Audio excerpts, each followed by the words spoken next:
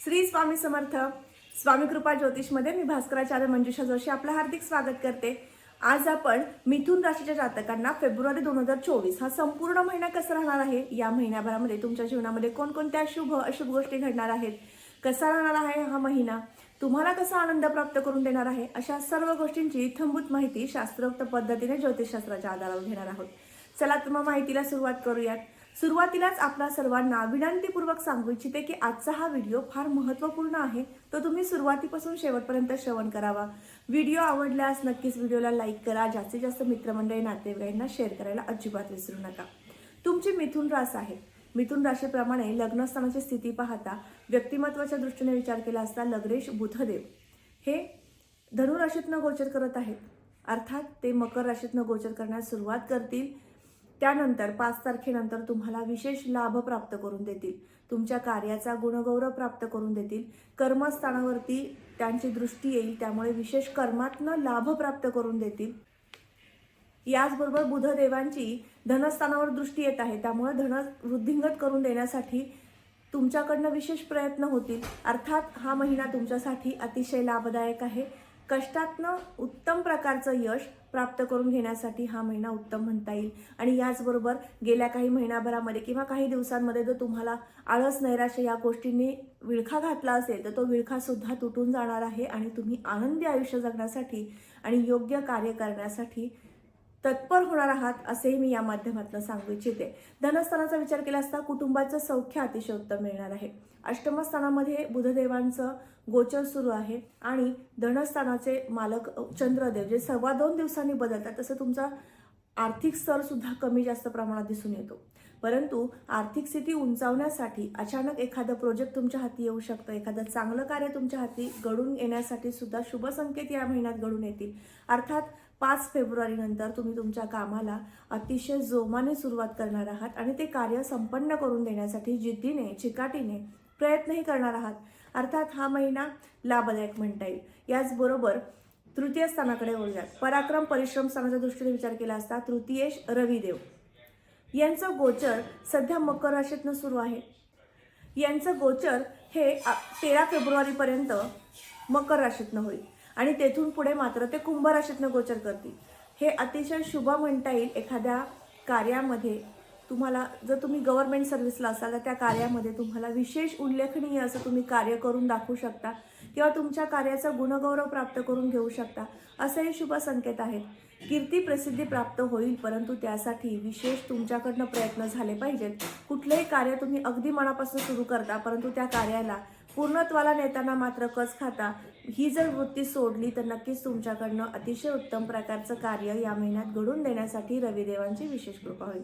याबरोबरच आपण चतुर्थ स्थानाकडे वळूया. चतुर्थ स्थानावरून आपण वाहन वस्तूचं सौख्य पाहतो. या महिन्यात वाहन वस्तू सौख्य अतिशय उत्तम प्रकारचं तुम्हाला लाभणार आहे. सर्व प्रकारची सुख या स्थानावरून पाहिली जातात, ते स्थान म्हणजे चतुर्थ स्थान.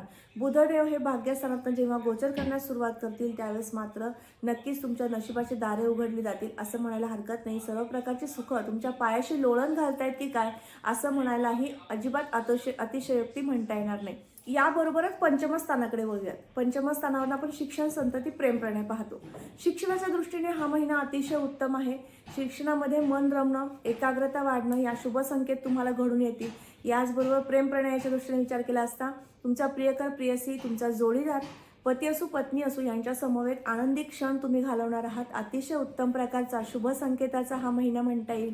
याबरोबर त्यांच्या जीवनामधील घडणारे सुखदुःखे जाणून घेण्यासाठी तुमची जास्त उत्सुकता सुद्धा राहू शकते, असेही शुभ संकेत आहेत. याचबरोबर त्यांच्या करिअरच्या दृष्टीने, अर्थात तुमचा प्रियकर प्रियसी असू दे किंवा पत्नी असू दे पती असू दे, यांच्या करिअरविषयी तुम्हाला विशेष काळजीही तुम्हाला दुसऱ्या पंधरवड्यात जाणवू शकते. एवढा एक कुयोग सोडला तर तुम्हाला हा महिना अतिशय आनंद प्राप्त करून देणारा आणि जोडदाराच्या जास्तीत जास्त सहवासात घालवणारा असा ठरणार आहे. याबरोबरच संतती सौख्याच्या दृष्टीने विचार केला तर हा महिना अतिशय उत्तम म्हणता येईल. तुमच्या मुलीकडून जास्त विशेष करून तुमच्या जीवनामध्ये तुमच्या मुलीकडून तुम्हाला एखादी आनंदाची वार्ता प्राप्त होऊ शकते. शिक्षणाविषयी असू दे, विवाहाविषयी असू दे, शुभ संकेत तुम्हाला या महिन्यात नक्कीच प्राप्त होतील. याबरोबरच पंचम स्थानाकडे वळूयात. पंचम स्थानावर आपण शिक्षण, संतती, प्रेम प्रणय पाहतो. शिक्षणाच्या दृष्टीने हा महिना अतिशय उत्तम आहे. शिक्षणामध्ये मन रमणं, एकाग्रता वाढणं या शुभ संकेत तुम्हाला घडून येतील. याचबरोबर प्रेम प्रणयाच्या दृष्टीने विचार केला असता तुमचा प्रियकर, प्रियसी, तुमचा जोडीदार, पती असो पत्नी असो यांच्या समवेत आनंदी क्षण तुम्ही घालवणार आहात. अतिशय उत्तम प्रकारचा शुभ संकेताचा हा महिना म्हणता येईल. याबरोबर त्यांच्या जीवनामधील घडणारे सुखदुःखे जाणून घेण्यासाठी तुमची जास्त उत्सुकता सुद्धा राहू शकते, असेही शुभ संकेत आहेत.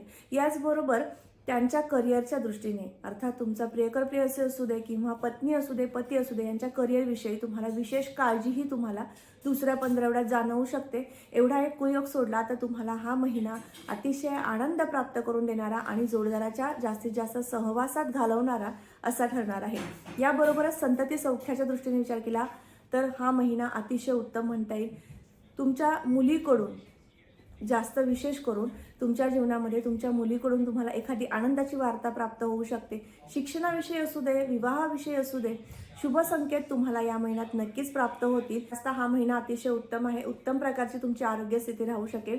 याचबरोबर जोडीदाराच्या सौख्याच्या दृष्टीने विचार केला असता त्यांच्या समवेत जास्तीत जास्त वेळ व्यतीत करण्याचे शुभ संकेत आहेत. आणि याचबरोबर 5 फेब्रुवारी नंतर पहिल्या किंवा तिसऱ्या आठवड्यामध्ये तुम्हाला त्यांच्या आरोग्यासंदर्भातील विशेष काळजी घ्यावी लागणार आहे.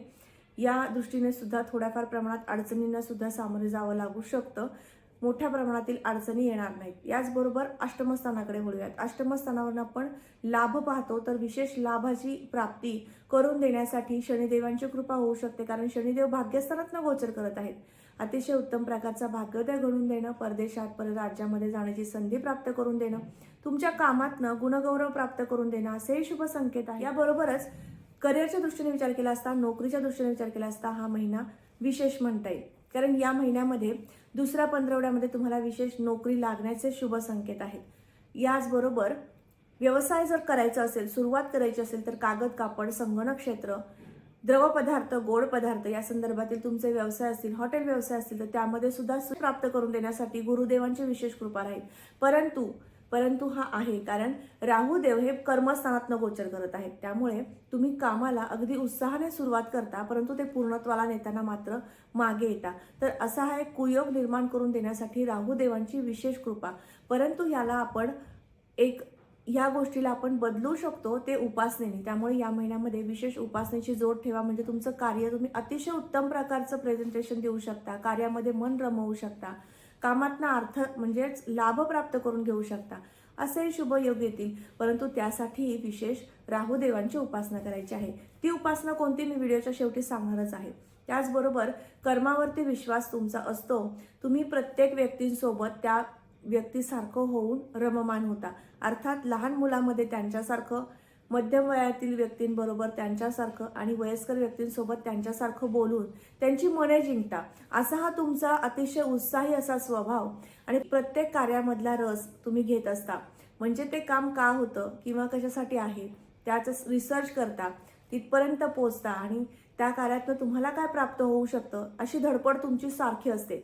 जिज्ञासू वृत्ती असल्यामुळे या सगळ्या गोष्टींचं तुम्हाला ज्ञान अगदी सहजपणे असतं, परंतु ते पूर्णत्वाला तुम्ही नेत नाही. तर नक्कीच या महिन्यामध्ये विशेष प्रयत्न करा.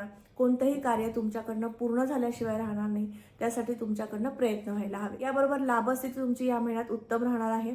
कामातनं अतिशय उत्तम प्रकारचा लाभही प्राप्त करून घेऊ शकाल आणि विशेष म्हणजे या महिन्यामध्ये खर्च होऊ शकतो. तुम्हाला वाहन वास्तूचं कार्य सुद्धा निघू शकतं, कारण चतुर्थातला केतू वाहन वास्तूचं कार्य काढू शकतो. रिनोव्हेशनचं कार्य किंवा एखादं नवीन वाहन घ्यावं, नवीन वास्तू घ्यावी अशी इच्छा जागृत होणं असेही शुभ संकेत आहेत. किंवा या गोष्टी घडून आणण्यासाठी केतुदेव विशेष तुम्हाला प्रवृत्त करू शकतात. तर आज आपण मिथुन राशीच्या जातकांना फेब्रुवारी 2024 हा महिना कसा राहणार आहे याबाबत माहिती घेतली. तर आजचा हा महत्त्वपूर्ण व्हिडिओ तुम्हाला कसा वाटला नक्की कमेंट करून सांगा. कमेंटमध्ये श्री स्वामी समर्थ लिहिण्यास विसरू नका. याचबरोबर तुम्ही आपल्या चॅनलवर नवीन असाल तर सबस्क्राईब करायला विसरू नका. बेल आयकॉनला क्लिक करा आणि विशेष म्हणजे आपल्या या चॅनलला नक्की भेट द्या. यावरती विशेष व्हिडिओज अपलोड आहेत. त्यामध्ये राशीफळ आहे, गुरु, शनी, राहू, केतू परिवर्तित झाल्यानंतर कोणते लाभ प्राप्त करून देतात याची सुद्धा इत्थंभूत माहिती दिलेली आहे. बरोबर तुमच्या दैनंदिन जीवनशैली व्यतीत करताना काही अडचणी आहेत, समस्या आहेत, त्यावर मार्गदर्शनाची आवश्यकता वाटतेय, नक्कीच तुम्ही मला संपर्क करू शकता. माझा संपर्क क्रमांक मी या व्हिडिओच्या डिस्क्रिप्शन बॉक्समध्ये देत आहे. त्याचबरोबर स्क्रीनवर सुद्धा शेअर करत आहे.